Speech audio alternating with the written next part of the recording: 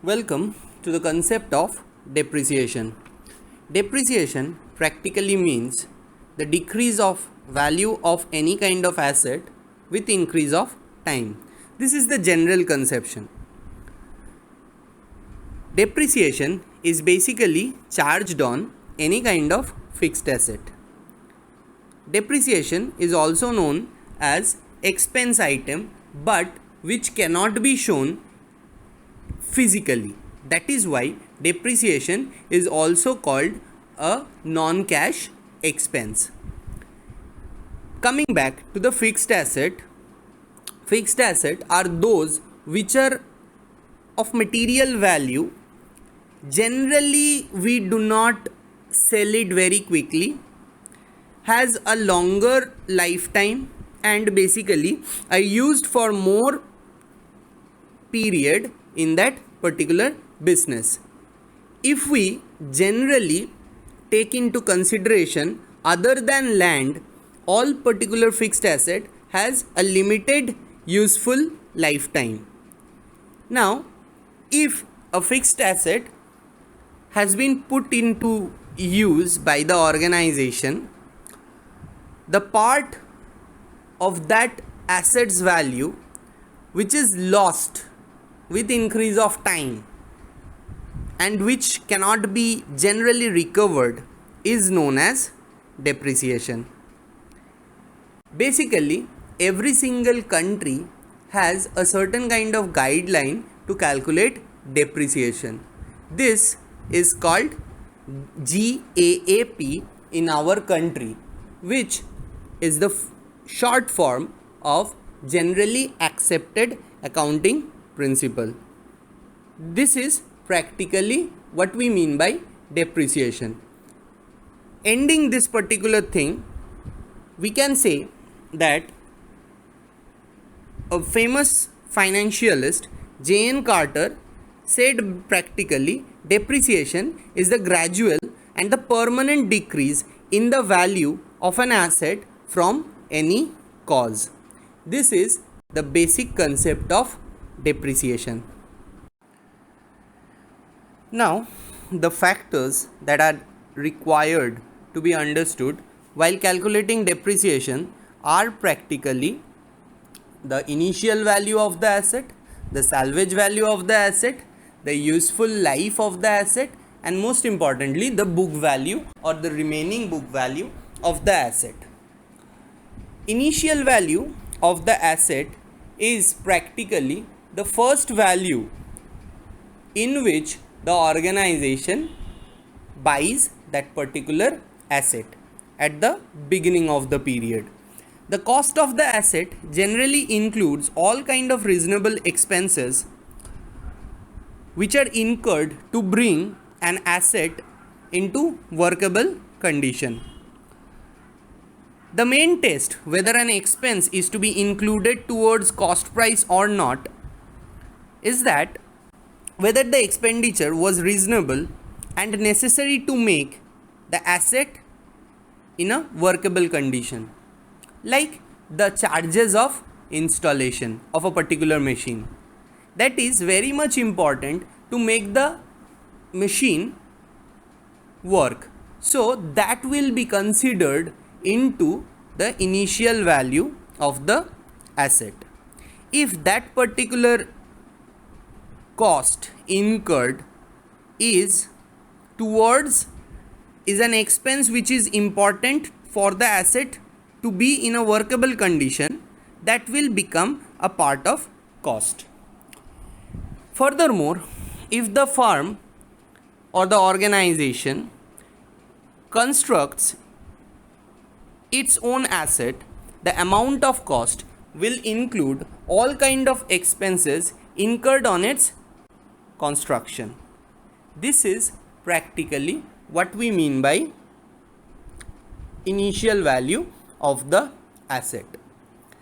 Coming back to the salvage value of the asset, basically it means the amount which can be recovered by selling off the asset after a certain amount of year.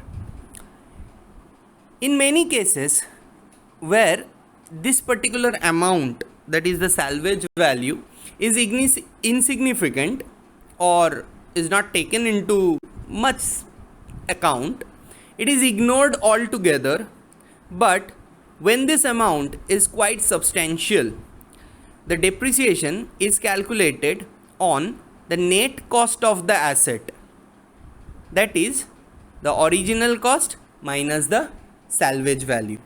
This becomes the actual value of the asset then.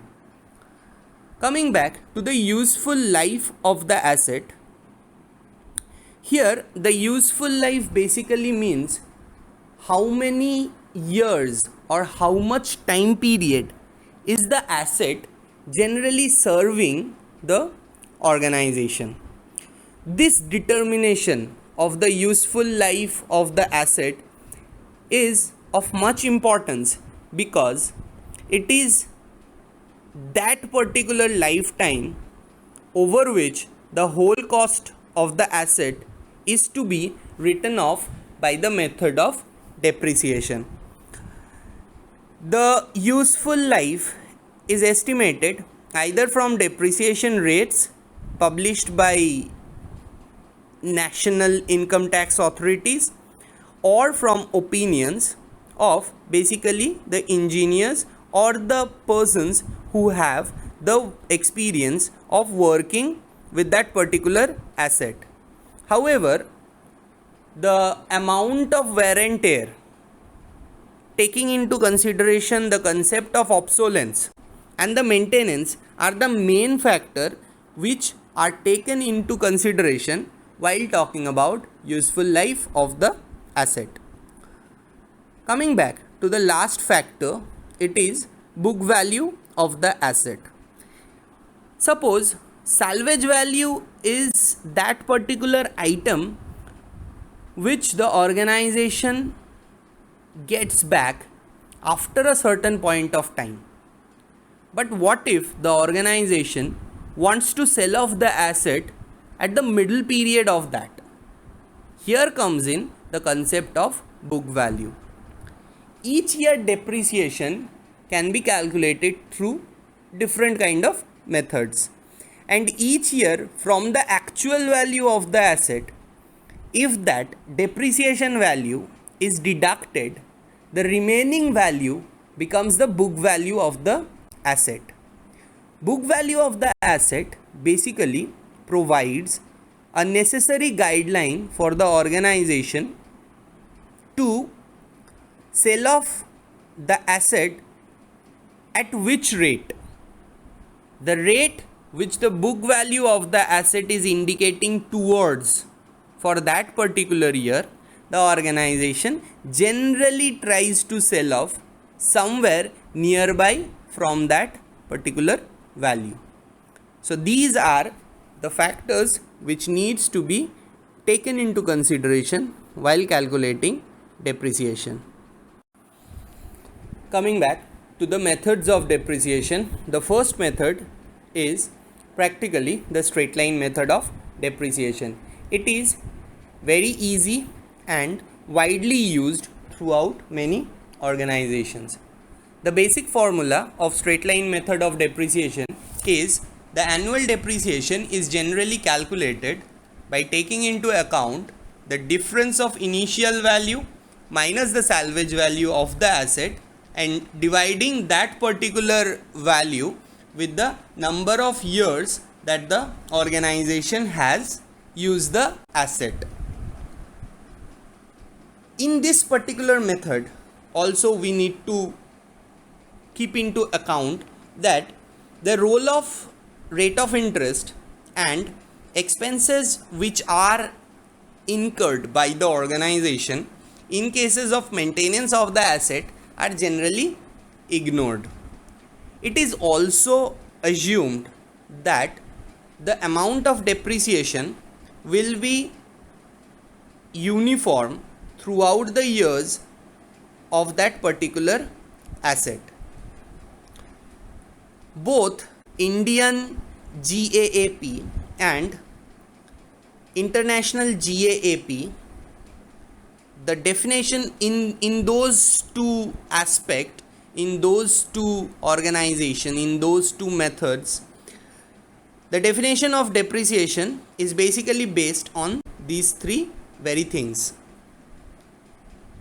And moreover, as I have talked about the book value of the asset, here the assumption is that the book value of the asset can be or cannot be an indication towards the market value if the organization puts up the asset in sale during that middle period of the usage. Let us take an example of the straight line method. The straight line method, here it has been said the initial cost of the machine is rupees 2,50,000. The estimated value at the end of the 8 years is 24,000. So basically here we come to know the useful life of that particular asset is 8 years. So we need to find out the per annum depreciation. So if we calculate the per annum depreciation will nothing but be 2,50,000 minus that 24,000 divided by the number of years. That gives us the value per year at 28,250. Coming back to the remaining book value after 4 years, if we try to find out the remaining book value also, the depreciation value for that asset during that 4 years time period, the total depreciation of 4 years comes back to 28,250 multiplied by the 4 years, which is coming at 1,13,000. So the remaining book value of the asset after 4 years becomes 2,50,000, which was the initial cost of the machine, minus 1,13,000, which is the total depreciation of that particular asset after 4 years. The remaining book value after 4 years of the machine becomes 1,37,000. This 1,37,000 provides the organization with the required guideline that how much the organization should quote when they should be putting up that particular asset for sale during that period of 8 years. The basic difference between a written down value method or a reducing value method to a straight line method is that the assumption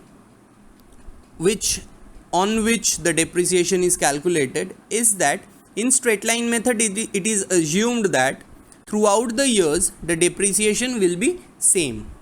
But here in reducing value method or written down value method, the assumption is that every year after the wear and tear of that particular asset, taking into consideration, the depreciation value of that particular asset will generally increase with time, or in other words, the value of the asset generally decreases with time.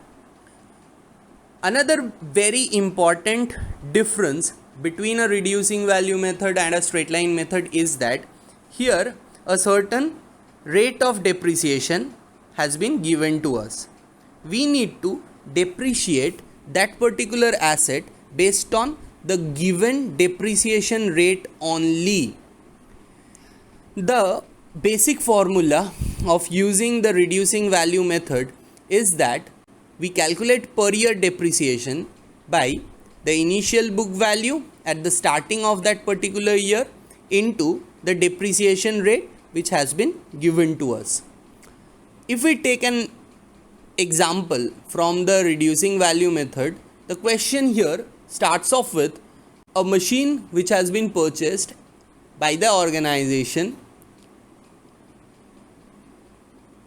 of rupees 5 lakhs. The organization had paid certain excise duty of 16% and the installation cost was another 20,000. The life of the asset, the useful life of the asset is 10 years and the salvage value of the asset is 2 lakhs. The rate of depreciation is at 10%. So we need to find out the per year depreciation under reducing value method. Now, as I have earlier talked about the cost that needs to be incurred in the initial value, here you see the organization has initially paid a cost of 5 lakh, but it has also paid excise duty as well as installation cost. While calculating this, we will consider that whether this cost needs to be taken into account while calculating the initial cost or not. Coming back to the solution of reducing value method or written down value method, we had talked about which cost needs to be incurred in that initial cost. Now see, as I have earlier said, any cost that is incurred by the organization to make that particular machine or the asset work should be incurred into the total cost or total initial cost of the machine.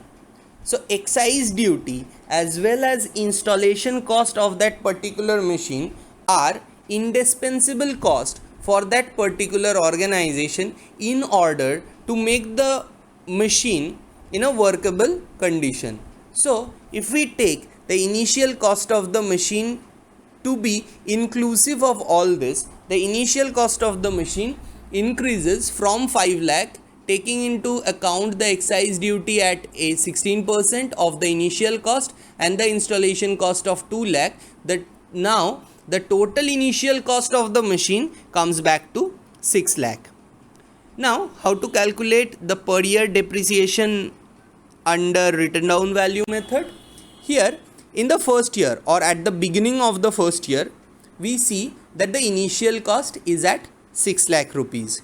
If the cost of depreciation has been given, or the rate of depreciation is given at 10%, then during that particular first year, on the initial cost of 6 lakh, the depreciation value is obtained at 60,000. Deducting that depreciation value from the initial cost, we get the remaining book value of the asset at 5,40,000. Now, similarly, if we consider this continuation, the second year starting becomes the first year ending cost. So if it is first year ending cost, that is 5,40,000. So on that 5,40,000, again the depreciation rate of 10% will be put into consideration, which gives us the figure of 54,000, where the remaining value of the asset moves back to 4,86,000. Similarly, if I have shown the calculation of that particular remaining book value up to 5 years, you can go up to 10 years to find out that what is the remaining book value of the asset up to 10 years. If that figure matches with the salvage value, that is of 2 lakhs, then the organization can sell it off at 2 lakhs, which is near around same of the book value remaining of the asset and the salvage value. If the salvage value is practically higher than the remaining book value after 10 years, the organization is basically making a profit by selling off that. And if it is lower than 2 lakhs, then if it is higher than 2 lakhs, then the organization is practically making a loss on that asset. Again, here lies the importance of remaining book value of the asset, as it gives us the guideline. It provides the organization with the guideline of whether to sell the asset off during that period of time or at the end of the tenure. Under the sum of years method of depreciation, this particular method tries to bypass both the method of straight line and written down value method. Under this particular method, the depreciation rate accelerates more than the straight line method but less than the declining balance method. or the reducing value method. In this particular case, the annual depreciation is practically separated into fractions using the number of years of the useful life of that particular asset. How to calculate that? If we consider using this particular formula, if the asset has an useful lifetime of 5 years, then the total sum of years value of that asset becomes 1 plus 2 plus 3 plus 4 plus 5, which turns out to be 15. So basically, if we consider the first year depreciation under that particular method of sum of years, we consider the number of years remaining at the beginning of first year is practically 5 years. So the ratio that we generally get is 5 by 15 into the book value of the asset should give us the first year depreciation under sum of years method. Similarly, for second year, the ratio should be number of years remaining should be 4, that should be 4 by 15, and simultaneously for third, fourth and fifth year it should be 3 by 15, 2 by 15 and 1 by 15. So this is how we generally calculate the annual depreciation under sum of years method. Coming back to the example of sum of years method, here the machine has been purchased by the organization at rupees 10 lakh. If we consider the useful life of the asset to be 5 years and the salvage value to be negligible or not present at 0, we find out per year depreciation as mentioned earlier by multiplying that particular initial value of the asset, which is 10 lakh, into 5 by 15. Again repeating, 15 has been achieved by adding up all the 5 years value, that is 1 plus 2 plus 3 plus 4 plus 5, which gives us 15. And why 5 at the beginning of the first year? That means the remaining life of that particular asset at the beginning of the first year is 5. Simultaneously for 2, 3, 4 and 5 it subsequently changes to 4, 3, 2 and 1. So basically we get that particular depreciation of the first year to be 3,33,333. Simultaneously we get the value of second year depreciation to be 2,66,666. And if you can calculate the simultaneous values of third, fourth and fifth year and then add it up to that particular depreciation value of each year, you will definitely find out one particular interesting fact, that the total of those 5 years depreciation will be equal to the initial value of the machine.